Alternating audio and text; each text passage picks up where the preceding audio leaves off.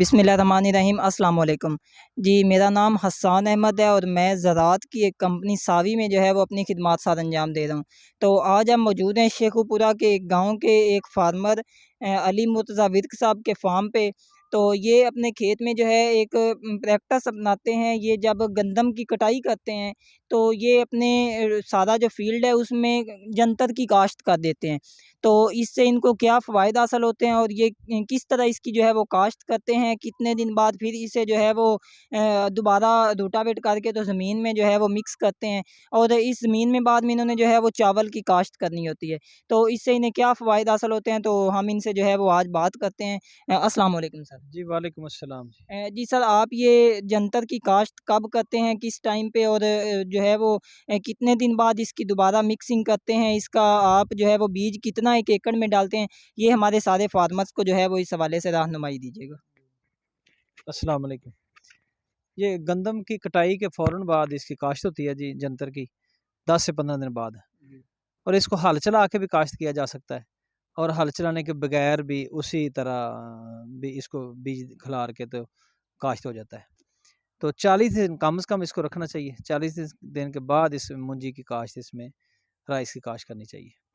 और इसका फ़ायदा ये होता है कि ये फिर न आपको फ़ॉस्फ़ोरस खाद भी कम डालनी पड़ती है और नाइट्रोजन खाद, यूरिया खाद वो भी कम डालनी पड़ती है। इससे ज़मींदार का बहुत फ़ायदा होता है। 1.5-2 माह ज़मीन वैसे भी तो खाली रहनी होती है। तो अगर जंतर काश्त कर लेता है तो उसकी खादों की काफ़ी बचत हो जाती है, जिससे ज़मींदार को फ़ायदा होता है। अच्छा, और आप इसमें जो है वो तकरीबन 1 एकड़ में जंतर का कितना बीज डालते हैं?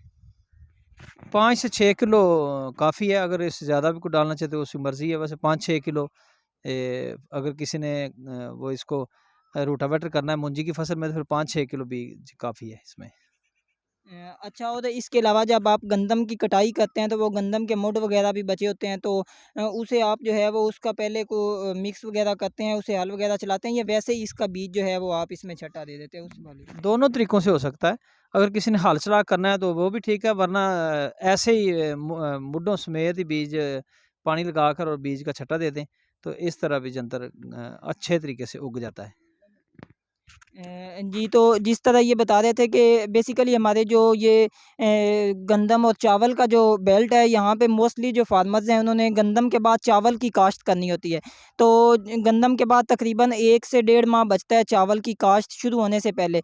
तो ज़मीन खाली रखने की बजाय अगर आप इसमें जंतर की काश्त करते हैं, तो जब जंतर को बाद में रोटावेट करके आप ज़मीन में मिक्स करते हैं तो ज़मीन की साख़्त बेहतर करने के साथ-साथ ये एक तो ज़मीन में हमें जो है वो बाद में खादों की कम मिक़दार जो है वो डालनी पड़ती है और दूसरा ये फिर ज़मीन की पानी जज़ब करने की सलाहियत को भी जो है वो ज़्यादा बढ़ाता है।